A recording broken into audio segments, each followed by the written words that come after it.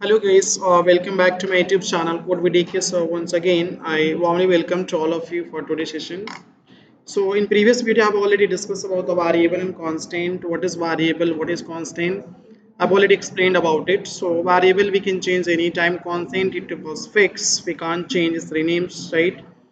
So here we have some example like instead of following scenarios like a Swedish Express in a courier company delivered the number of letters each day. The number of letters is different each day regarding of the number of letters and delivered by the courier services.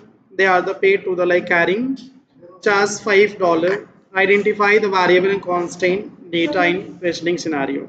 So obviously number of variable going to be letters and carrying charge $5 fixed. So obviously later number of letter it can be like 10 for a day, like 20 or any specific one.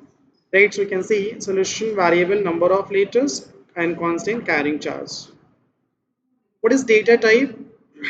So as a user, we can enter any kinds of value in a computer such as name, address, and age of the person, commodity price, any specific one.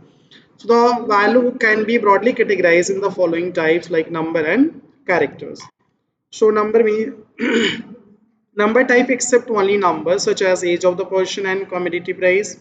Character type accept any combination of later numbers and special characters.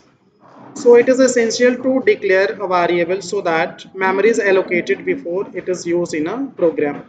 Obviously, once we declare the variable, so each of the variable occupying the space in computer memory, like very simple example, before start the lecture, student occupying the chair in the classroom. Yes, I'm sitting here for today. Same like the variable values always occupying the space in computer memory before use it. Okay. So some conventions that can be followed while naming variables are the first letter of the variable indicate the data type used. For example, in the letters, first letter can be either C or N. C indicate character variables and N indicate numeric variable. For example, C name and N age as you can see here. The variable name should clearly describe its purpose. For example, any score is a numerical variable to store the score.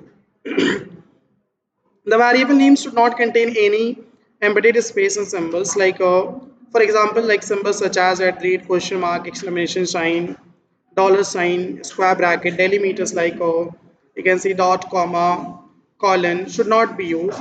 However, an underscore can be used whenever space is required. For example, you can see like n basically like e underscore employee id, s score student id, or any specific one you can use once you required it. Okay, so assigning value to variable, any variable need to assign value before it used to ensure that memory space allocated to the variable is initialized with a valid value.